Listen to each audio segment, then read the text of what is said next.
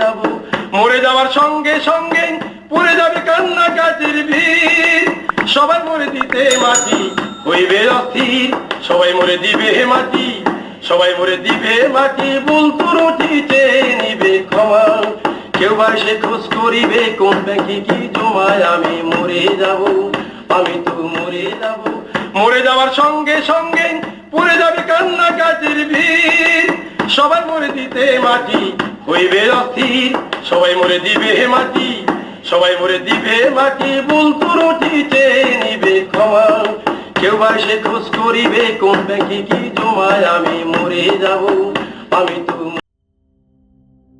একটা মানুষ যে শুরু করেছিল সাধারণ জীবন দিয়ে, কিন্তু ক্ষমতার নেশা, অপরাধ আর বয়স সাম্রাজ্য গড়তে গিয়ে সে পরিণত হয় বাংলাদেশের ইতিহাসের অন্যতম কুখ্যাত অপরাধী। খুলনার অলিগলি থেকে শুরু করে পুরো দেশে আতঙ্কের নাম হয়ে ওঠে, যার নাম এরশাদ শিকদার।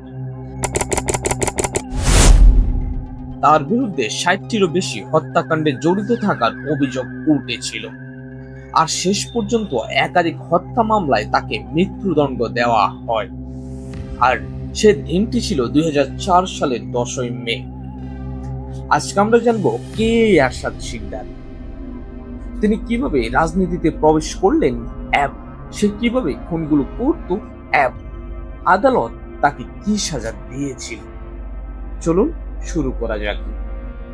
ভিডিও শুরু করার আগে আরো একটি কথা, আপনারা যদি আমার এই চ্যানেলের ভিডিও নিয়মিত দেখে থাকেন বা এইরকম বায়োগ্রাফি পছন্দ করে থাকেন, তাহলে আমি আপনাদের রিকোয়েস্ট করব আপনি আমার চ্যানেলটা সাবস্ক্রাইব করবেন, কমেন্ট করবেন এবং বেশি বেশি আপনাদের বন্ধুদের সাথে শেয়ার করবেন। চলুন কথা আর বাড়াচ্ছি না, শুরু করা যাক আজকের ভিডিও।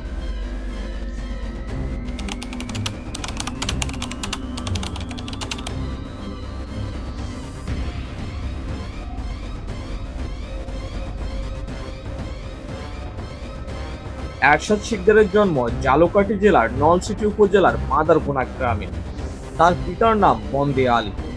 ২৫শে অগাস্ট ১৯৬৬ থেকে ১৯৬৭ সাল তিনি তার অবস্থান নলছিটি থেকে খুলনায় চলে আসেন। খুলনায় চলে আসার পর এরশাদ শিকদার সেখানে কিছুদিন রেল স্টেশনের পুলিশ সহযোগী হিসেবে কাজ করেন। সেখান থেকে ধীরে ধীরে রেল লাইনে পাত চুরি করে বিক্রি করত এমন দলের সাথে যোগদান করেন।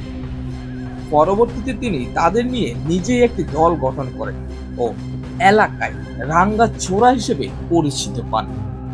১৯৬৬ থেকে ১৯৬৭ সালে তিনি রামদা বাহিনী নামে একটি দল গঠন করেন, যারা খুলনায় রেল স্টেশনে ও ঘাট এলাকায় চুরি, ডাকাতি ও বিভিন্ন সন্ত্রাসী কর্মকাণ্ডে লিপ্ত থাকে। এই রামদা বাহিনী নিয়েই এরশাদ ১৯৮২ সালে ৪ ও ৫ নম্বর ঘাট এলাকা দখল করেন ও এক স্বচ্ছ নিয়ন্ত্রক হিসেবে আত্মপ্রকাশ করে।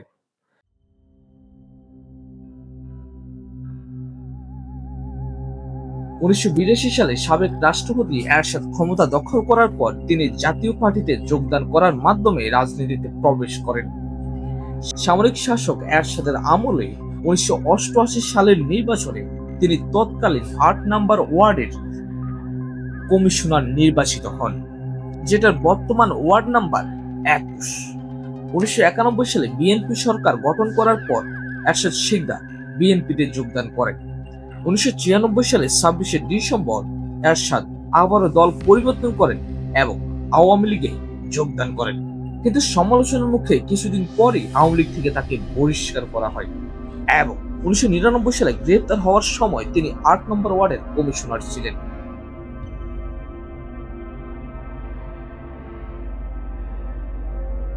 রাজনীতিতে প্রবেশ করার পর এরশাদ আরো ক্ষমতাশালী হয়ে ওঠেন।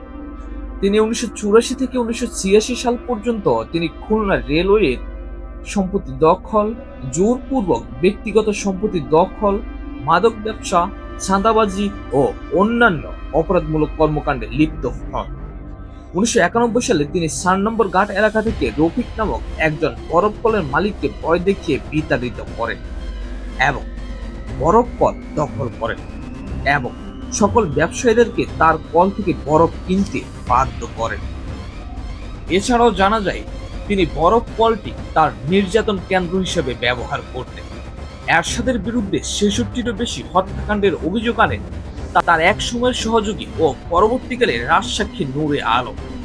নূরে আলম ২৪টি হত্যাকাণ্ডের বর্ণনা দিয়ে আদালতে জবানবন্দি দেন। নূরে আলম আরো সাক্ষ্য দেন যে এরশাদ শিকদারের কাছে ৭০টিরও বেশি অগ্নে অস্ত্র রয়েছে, যদিও তার স্বর্ণ কমল নামে বিখ্যাত বাড়ি থেকে মাত্র একটি অস্ত্র উদ্ধার করা হয়েছিল।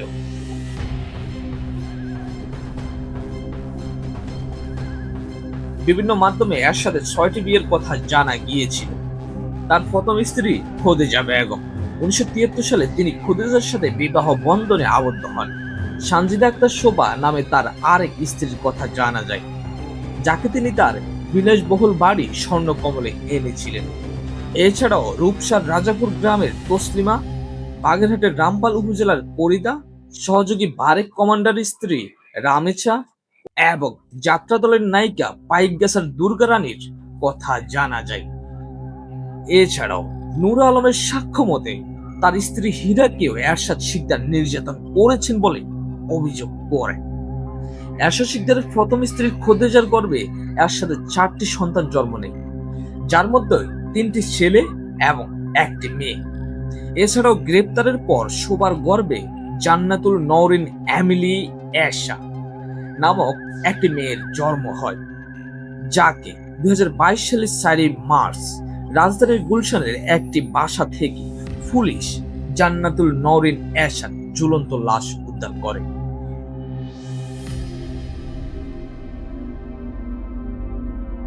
উনিশশো ৯৯ সালে এরশাদ শিকদার গ্রেপ্তার হন ও তার নামে তখন ৪৩টি মামলা হয়েছিল। নিম্ন আদালতের বিচারে তাকে ৬০টি হত্যা মামলায় তার ফাঁসির দণ্ডাদেশ দেওয়া হয় ও ৪টি মামলায় যাবজ্জীবন সাজা দেওয়া হয়। তিনি রাষ্ট্রপতির কাছে প্রাণ ভিক্ষার আবেদন করেন, কিন্তু রাষ্ট্রপতি তার আবেদন নাকচ করে দেন এবং ২০০৪ সালের ১০ই মে মধ্যরাতে খুলনার কেন্দ্রীয় কারাগারে ফাঁসিতে ঝুলিয়ে তার মৃত্যুদণ্ড কার্যকর করা হয়। এই ছিল এরশাদ শিকদারের কাহিনী। যদি আপনাদের ভিডিও ভালো লাগে অবশ্যই লাইক করবেন, কমেন্ট করবেন, শেয়ার করবেন। ওকে, আল্লাহ হাফেজ।